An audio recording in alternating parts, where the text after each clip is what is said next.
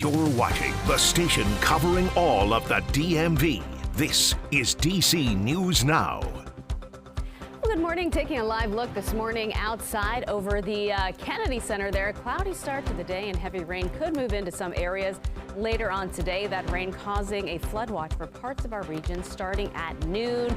The warm weather, though, is going to stick around. It's expected to be in the low 80s. But thank you for starting your Wednesday morning with us here on DC News Now. It is 6 o'clock. I'm Tanaya Wright. Good morning, Jim. Corey James. We're going to check in with Shanika for more on those roads in just a moment. Let's turn things over to Jackie for the forecast. Some rain expected later today. Yeah, we're already seeing a cluster of thunderstorms. That's mainly over King George County in Virginia. That's about to move into southern Maryland right now. So look at that line down just towards our southernmost areas. And that line includes heavy downpours as well as lightning. So heads up over towards Charles and St. Mary's County in southern Maryland. You are up next with that batch of rain, which again could contain about an inch per hour rainfall rates at times. Temperatures right now 60s and 70s across the region. So it's a very warm and humid start. We're talking about those dew points well into the upper 60s to near 70. Very tropical air mass. So any thunderstorm that does bubble up will likely contain those tropical like downpours. Flood watch goes into effect at noon today. Will continue until 10 o'clock tonight. So we're looking at the heaviest rain, or at least multiple rounds of rain expected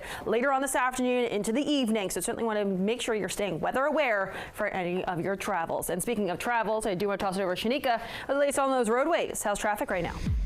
All right, thank you, Jackie. Well, we're dealing with this major incident that's out of Montgomery County. You can see the inner loop like a parking lot. You're not moving at all. That's because part of the stretch is closed, completely closed for a fatal crash. That's right between Maryland 97 and 29 Colesville Road. So let's flip over to the map so we can see the rest of your commute. So here's more pictures of what you're going to deal with here. This is past 29 on the outer loop. So you're dealing with some rubbernecking delays before this point. And then you're looking at Georgia Avenue right near Forest Glen Road. You can see even police activity, some blockages and road closures there. So you're going to have a tough time right out of Prince George's County on the Capitol Beltway. Again, that is the inner loop between Georgia Avenue. That's a fatal crash between Georgia and 29. All right, thank you, Shanika. DC police need your help finding these suspects connected to a shooting that happened in Northeast late last night. Yeah, it happened on Benning Road. DC News Now's Jean-Marie Sasay is live this morning at police headquarters. And Jean-Marie, what do we know about these victims?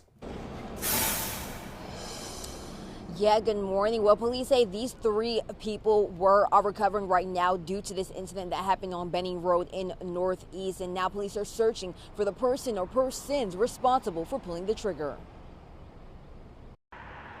It all happened before 11 p.m. last night. Police arrived to the 1800 block of Benning Road to find 3 people hurt after a shooting. Police have not confirmed to DC News Now if all 3 men were shot, but we're told 3 people were taken to the hospital. Now take a good look. Police say this dark sedan is wanted in connection to Tuesday night's shooting, and it comes nearly 1 week since a 23-year-old was shot and killed on Memorial Day near Benning Road. And in April, a man was also rushed to the hospital after being shot in the area.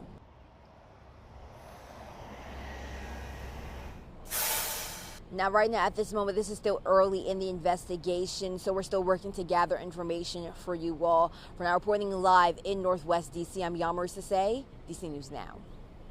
All right, thank you, Jean-Marie. Well, new this morning, 1 person dead after a 3-vehicle crash on 495. This is what Shanika has been talking about this morning. You were looking live at the traffic backed up on the roadway, as well as pictures of the aftermath of that crash. Officials say it happened just before 3 o'clock this morning between Connecticut and Georgia Avenues. Emergency crews say 1 person was ejected from their car, another trapped inside. In all, 7 people were involved in this crash. 6 of them who survived are being treated. And this morning, a 3-year-old girl is recovering after police say she accidentally shot herself. This all happened yesterday in Montgomery Village. Now police say that she was shot in her hand and foot. Right now, it's not clear how the child got the gun. 4 people who were in the home at the time are now being questioned. Police are working to get a search warrant. Neighbors call the incident heartbreaking and preventable. If you have a weapon, just leave it at home in a safe somewhere out of the reach of children, because it's just unfortunate that children are being exposed to certain things that they shouldn't be around. Now, this is the 2nd child to accidentally shoot themselves in Maryland this week. Another child shot herself on Sunday in Cheverly. And time right now at 6:05 in Prince George's County. We now know a man facing murder charges in D.C. is being connected to the accidental shooting of a 4-year-old Maryland girl. This is according to police. Officers say she got a hold of a gun belonging to 20-year-old Javon Thomas that was actually a ghost gun Sunday night and then fired it, shooting herself in the arm. Officials say this is not the first time Thomas has been charged with the crime. Back in January, he was linked to the murder of 24-year-old professional boxer Anwar Wingate. 2 months ago, he was sent home to wear an ankle monitor. Wingate's grandfather has a problem with that. One to commit such a vicious and violent crime should be behind bars and locked up until they get their due process. Police say the 4-year-old girl is expected to be okay. We reached out to Thomas's attorney for comment, but so far we have not heard back.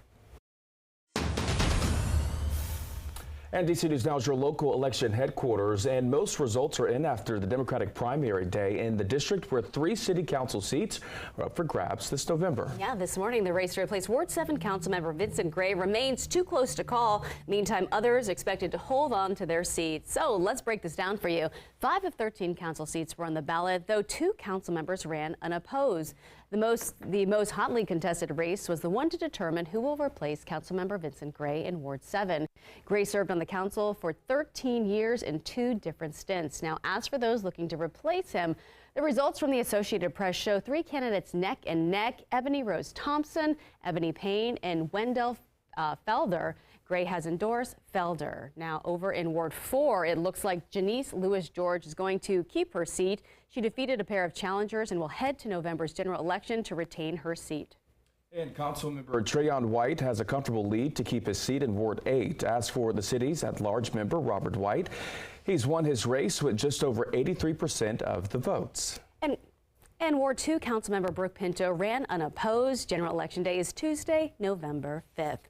And Ward 6 Councilmember Charles Allen is working to make elections more secure. Yesterday, he introduced a bill to ban deepfakes and limit the use of AI in local elections. This is called the Deepfake Political Advertising Regulation Amendment Act. Allen says the tech can be used to mislead voters and misrepresent candidates. The bill also has support from several other council members. And in Virginia, Governor Glenn Youngkin is planning on calling another special legislative session. At this session, he will address changes to a program funding college for the families of disabled military veterans. Now, the program previously paid for up to 8 semesters at a public Virginia college or university. Under the new budget, families now have to apply for financial aid first and may pay out of pocket before getting that waiver. Youngkin is now demanding state lawmakers come back to Richmond and repeal the changes.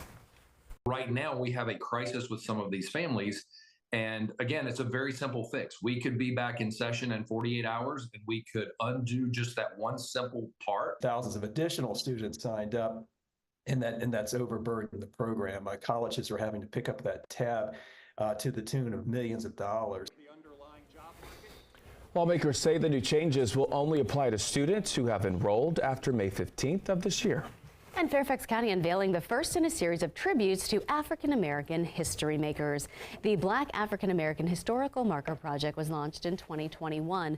On Saturday, the very first marker debuted at Oakton High School. This honors civil rights activist Lillian Blackwell and was submitted by students at the school. A total of 5 markers set to be installed across the county, each honoring a different community leader.